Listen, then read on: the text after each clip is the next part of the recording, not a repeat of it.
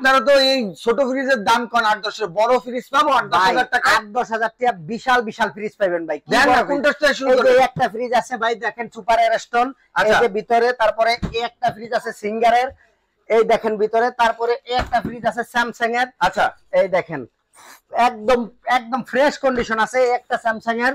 আচ্ছা এই দেখেন এই একটা আছে হলো ট্রাস্টিকের। হ্যাঁ এই দেখেন এই একটা আছে সিঙ্গারের। আচ্ছা সিঙ্গারের। এই একটা আছে হলো হিটাসির। এই একটা আছে হলো ওয়ালটনের।